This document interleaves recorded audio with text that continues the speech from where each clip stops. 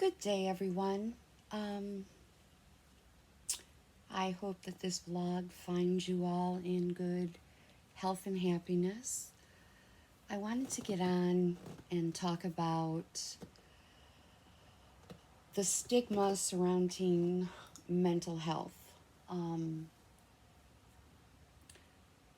course, mental health encompasses a myriad of different disorders. And just because someone has depression or PTSD,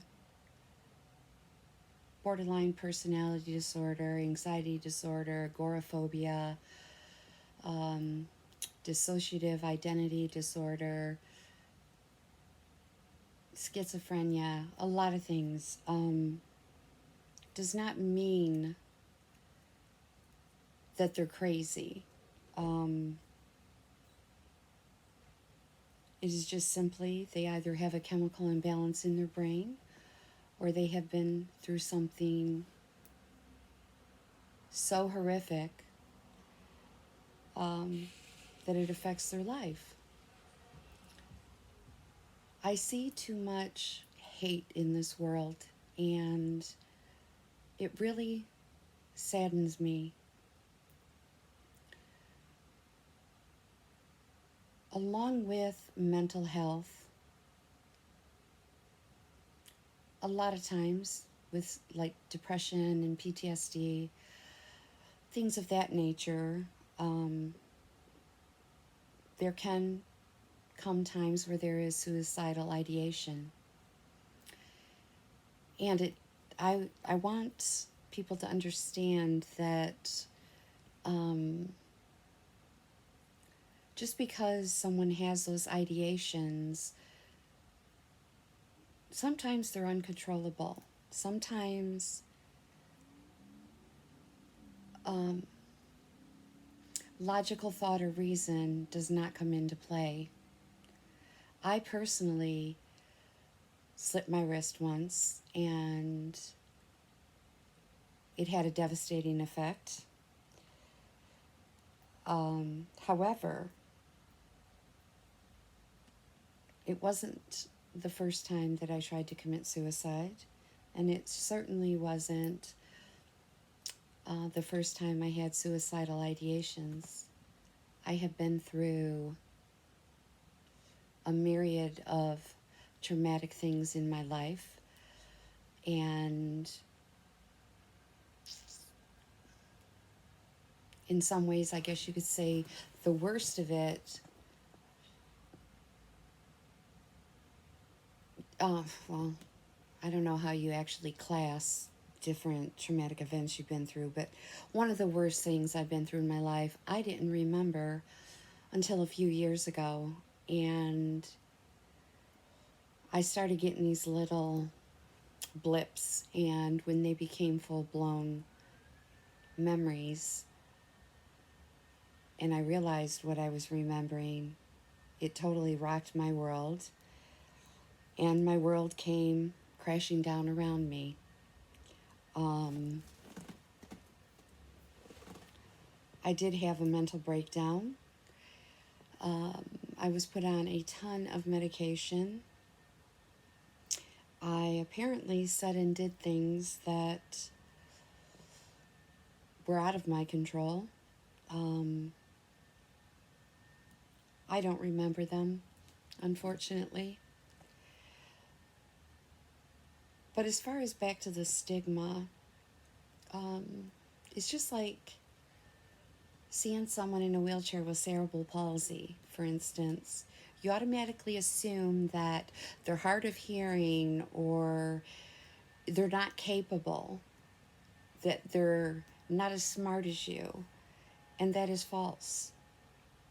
Same thing with mental illness. Um, I bet that in everyone's world, that every person watching this knows someone who has suffered from depression, anxiety, panic, um, possibly agoraphobia, but I'm saying depression, anxiety, and panic. I'm sure that every single person on this planet probably knows someone that at some point had been afflicted with one of those or a mental illness. In our society, we're too quick to place judgment on people. And it's just like whatever I did and said,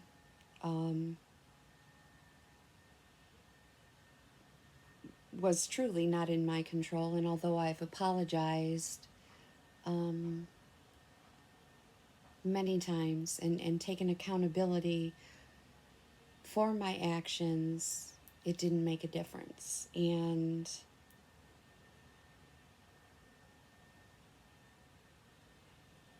it was simply because I spoke of my truths, and also I guess maybe I didn't speak my truths at the most appropriate times. And when you're drugged up, it's really hard to have censorship or even able to think clearly and react in a way or act in a way that you would in everyday life. And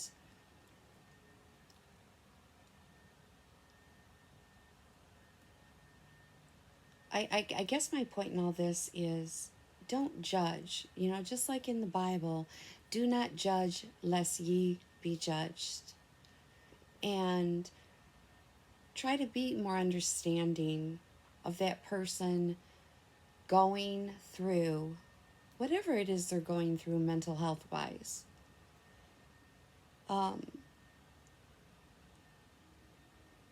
I wish that we could just be kind to one another, love one another, accept one another, and stop judging one another. Actually, let me look at my statistics here, but I was doing a little research trying to understand for myself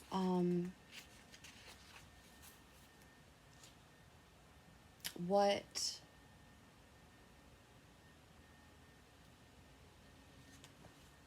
the percentages, I guess you could say, were of people in our society suffering from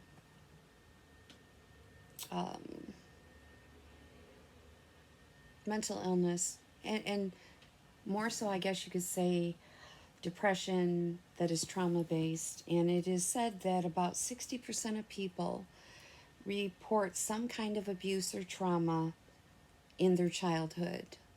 60% of people. And that is why I'm saying that anyone who's watching this, I'm sure at some point in your life you have known or are related to someone who has some type of mental health disorder. And I want everyone to know that damaged people are never entirely damaged, just as healthy people are never entirely healthy.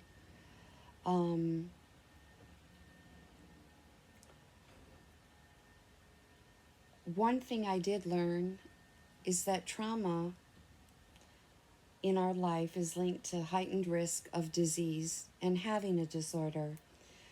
Yet most who experience a traumatic experience do not end up diseased and disordered. And most people are resilient if they have positive social relationships, if they learn to problem solve, and if they develop competencies valued by themselves and society. That is actually a quote from psychologytoday.com. Excuse me. I, like I stated previously, have been through a myriad of traumatic events in my life, but the most traumatic and damaging happened to me between the ages of 4 and 11. And I'm 53 years old, and until a few years ago, I didn't remember. I had no knowledge of it. My psyche decided to suppress it so far in the back of my mind as to protect me. And I guess it was time for me to finally remember. I have been told that I shouldn't speak my truths, and I feel that's wrong. Sometimes speaking your truth, sharing your truth with another, may help them. Either A, letting them know if they've been through something similar, they're not alone. B, bringing awareness to different, in my situation, different types of abuse. I have pretty much been through them all. And I struggled since my breakdown and being in the deep, dark pits of hell to try to find my purpose in this life.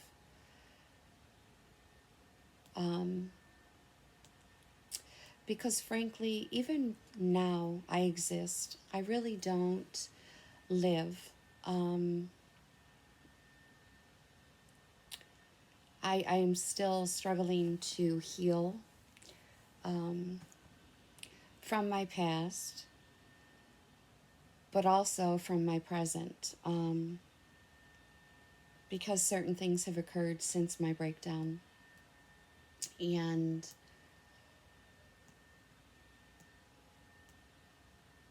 let's just say there's a lot going on in my world, and when you have a lot of things coming at you at once, sometimes it's really hard to try and pick one thing alone to focus on to get through that. Now, recently I did send out a letter so that I could close a chapter of my life and stop the pain.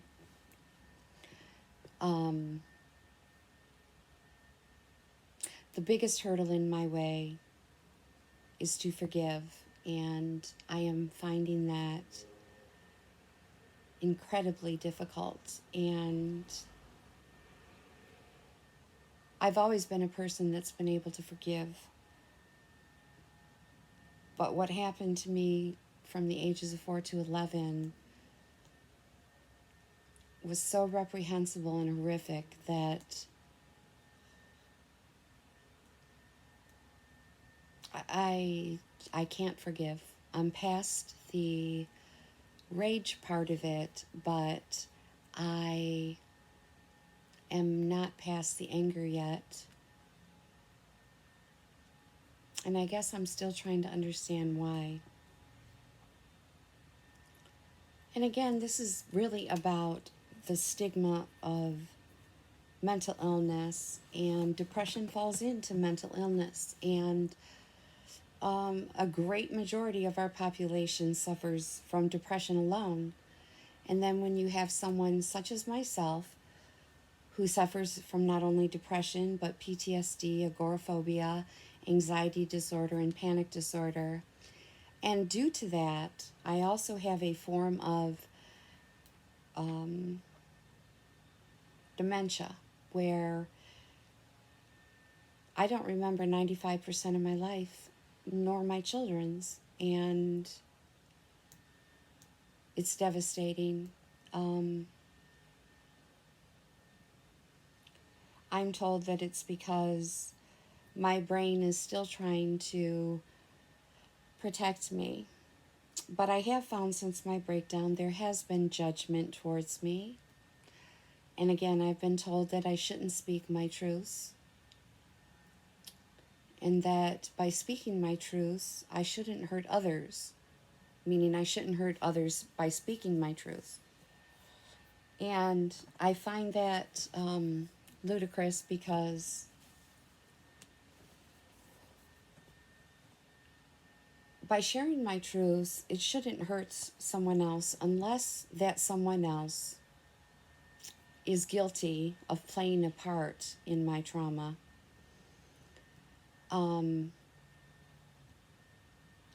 I feel like my truth should not be devalued or put to the side, because they are my truths. And what about my pain? Too many times, victims are made out to be the guilty party. And that's so wrong. So I have found my purpose in life. And I feel like my purpose for being here is to advocate for children against child sexual abuse, mental abuse, physical abuse, neglect, all forms of abuse. But again, not only for children, but for men and women out there who are being abused.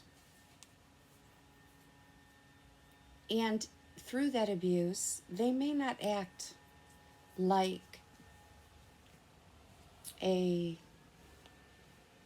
well-adjusted individual. They may seem like it, and sometimes they make bad choices. For me, my bad choices in life arose from the trauma I went through from ages 4 to 11.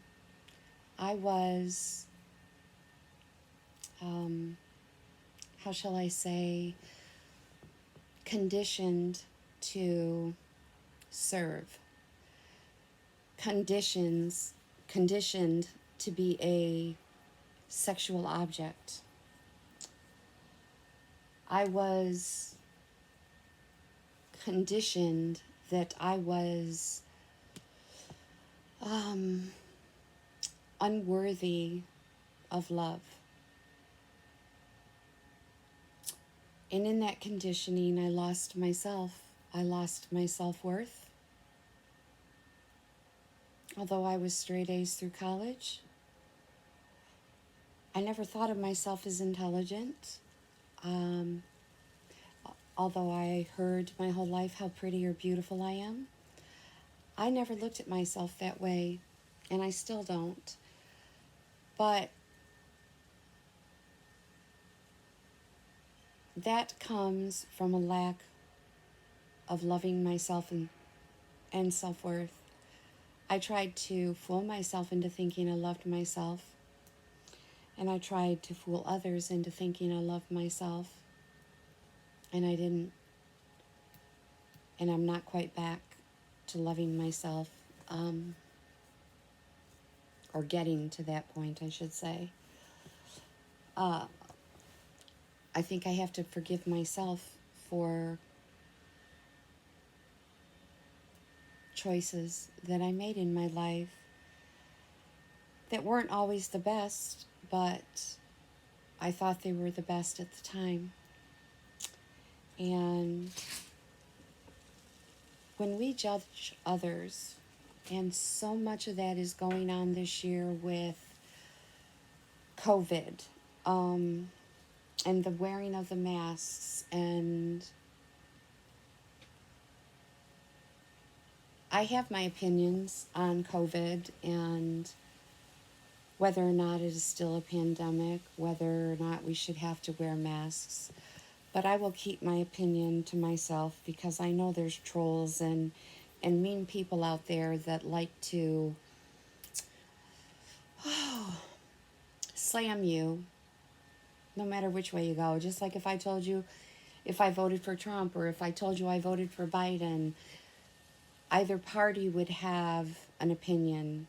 And quite frankly, I'm dealing with enough issues in my life that I don't need to deal with idiots. So I would just ask that you be kind to one another. Try to be more understanding.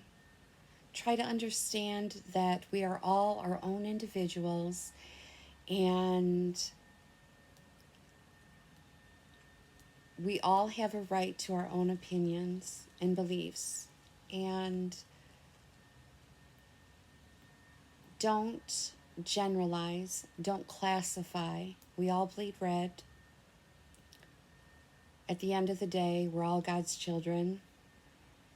And love one another, love thy neighbor. Have a giving, kind heart, please, to everyone. Thanks for listening. I'm off my soapbox now. I hope you're living your best life.